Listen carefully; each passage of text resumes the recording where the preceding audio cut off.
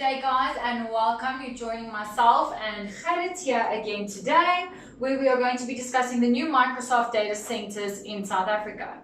So firstly, Khalid, you're an entrepreneur, you've got an SMB. What does it mean for South African businesses to have the data centers in South Africa? Why South Africa? Hi Joel, I think the reason for choosing South Africa as the data center hub for Africa continent is firstly our infrastructure here is very well developed. With our airports, with our harbors, there's a lot of people visiting South Africa, and there's a lot of corporate investment that have been done here in the country. And for those corporates and their data, we need to have secure data centers that comply with international hosting standards. Now that Microsoft does have 2 data centers in South Africa, what is the effect of this on our businesses? John, I think the biggest benefit is for the local businesses that they now have a secure platform where they can move their data into the cloud. I think there was a lot of hesitation to move data into the cloud because it was going to a data center, it wasn't going onto a renowned and a tested and tried platform like Azure. And now that we've got that platform, a lot more companies will feel comfortable to move their data to the local data centers. And they couldn't move their data actually to the overseas data centers because our POPI Act requires us to host our data locally within the borders of South Africa. I know there were ways around that. You could get specific permission to do that, and some companies did get permission. And the other thing that people don't always know is that if you host your data in America or in the United States, there are different laws pertaining to the accessibility and availability of your data. So if you host in the States, then they can take your data and they can do with your data whatever they want to because their laws allow that. And now that we've got it locally, we've got control within our jurisdiction and our laws apply. There's also cost benefits because it was a dollar-based hosting fee when you hosted outside the boundaries of South Africa. Now we are paying a rand-based hosting fee, which with the fluctuation in our exchange rate should render a more cost-effective solution to have it hosted here. The 2 data centers are based, one in Joburg and one in Cape Town. Why do you think these 2 cities were chosen for the Microsoft data centers? John, I think one needs to understand the economies that are at play here in South Africa. The Cape Town area has become a big financial hub and a tech hub in the South African economy. There's a lot of insurance companies there, there's big insurance companies there. So obviously they need a secure place for their data. And then also the new tech companies, all the startups there's a lot of new startups originating from within the Cape Town area. Then Johannesburg is the obvious other choice because that has always been the financial hub of South Africa and to a large extent Africa. And because they are 1,500 kilometers apart, it's also a safe choice to leverage off one another to move your backup of your Joburg data center to Cape Town and the Cape Town backup to the Joburg area so that you've got some different locations where you can store your data. In a lot of the articles that I've read within this week, they are discussing and mentioning data center regions. What does this mean? Jill, I think Microsoft has a vision that they want to serve all the countries south of Sahara, the sub-Saharan countries, from these data centers in South Africa. So you will find that our neighboring countries will form part of this data center region.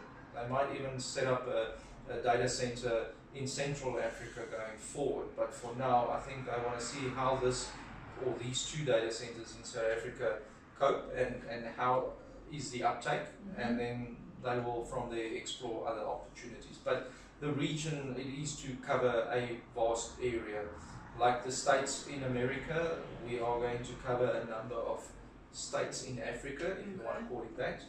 And it's just to leverage off the investment that they've made in these data centers because the investment is quite substantial. And we don't have the volumes that the states have got. So the bigger the region, the more leverage they can get out of their infrastructure investments. Okay, so let's wrap it up. In your opinion, what can we look forward to over the next few years from cloud computing services? I think it's going to be massive. I think it is a real big step. It's almost like going from DOS to Windows, but this time it's just going to be exponentially faster. And I think the appetite in South Africa or Southern Africa is there, it's ready. People are believing more in cloud technology, cloud computing.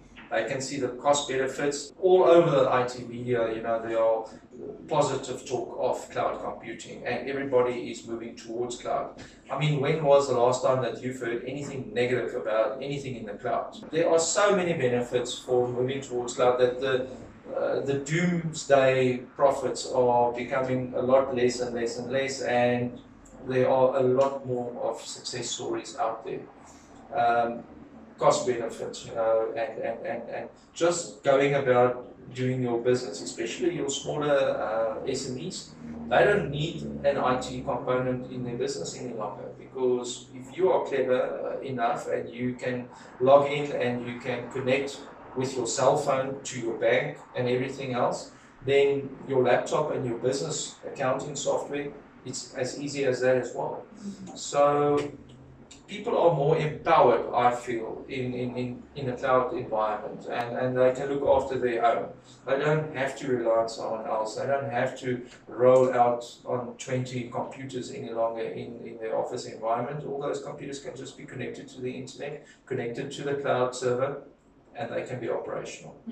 So I think it's a no-brainer. I know there are people that are still skeptic, and they will always be there, and for good or bad reasons, but I mean, it's your choice. If you want to go there, you can go there. I think it's a safe place to be. In a lot of cases, I've found it a lot safer to be in the cloud than to be not in the cloud. I mean, everybody's got a OneDrive or a Dropbox or a Google Drive. That's all in the cloud, and it's been there now for a number of years. And who has lost their data? And we are so happy to have our data there and not worry about having it on an external drive. You're not running out of hard drive space any longer. You can be anywhere in the world, and you can plug into those devices or those platforms from different laptops. You don't even have to have your own laptop.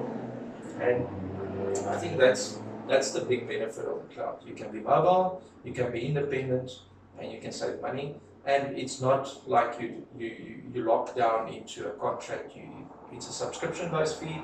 Most of them are 12 months, but I mean, you do get subscription fees that are on a monthly basis. So your upfront investment is very low. And it makes it more affordable for businesses that are starting up or that are growing to grow with the subscription-based model. It's not this big, hefty investment in software or equipment, for that matter, upfront any longer.